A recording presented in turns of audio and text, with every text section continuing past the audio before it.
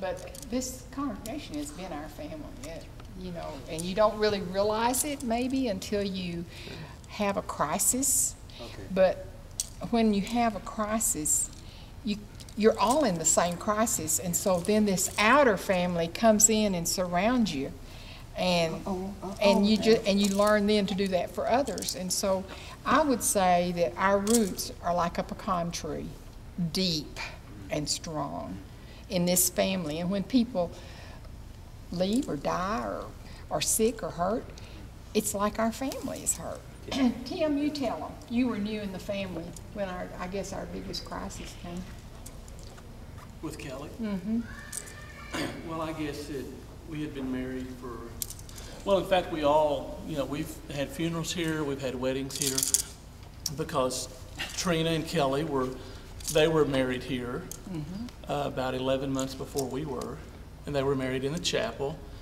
And then 11 months later, then Tracy and I were married here in the sanctuary.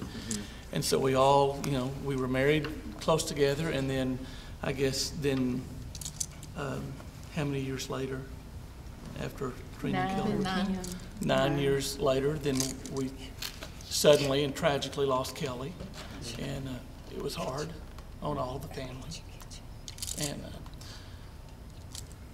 Trina she was pregnant with Coy there, and the church really, it was a huge loss for all of us, and but the church really surrounded us in every sense, and so we were married in here, and then Kelly's funeral was in here, and it was tough, but that's what family's all about, is just staying together and being family and loving each other. And you know, there have been at this church, you know, there have been good times and bad times, and even with the church, with Southern Hills, there have been hard times, and we've gone through a lot of hard times with the church.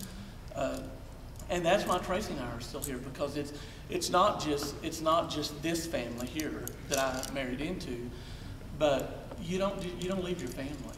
Mm-hmm.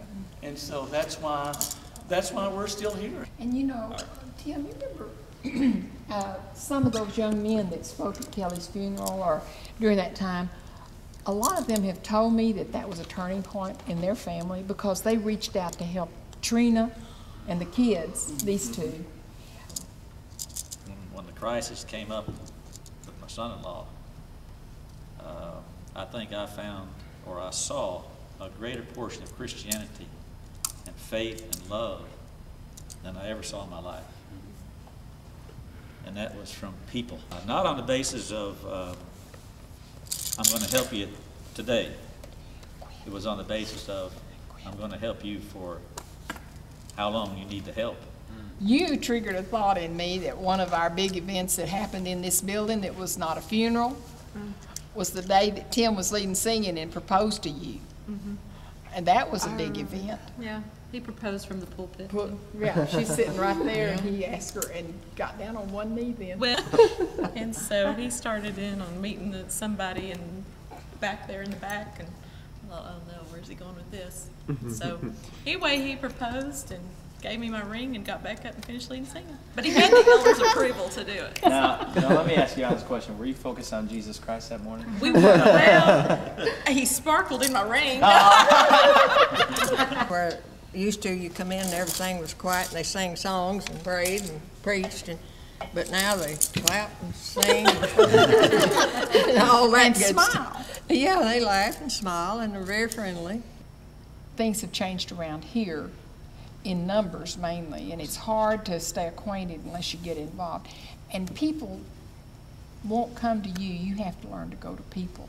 Some things make us change, but change is not, sometimes it's difficult, but it's nothing that makes us run someplace else. Right. And we feel like family is just, it's just part of, we've grown here, we've built here, and we just feel this is home.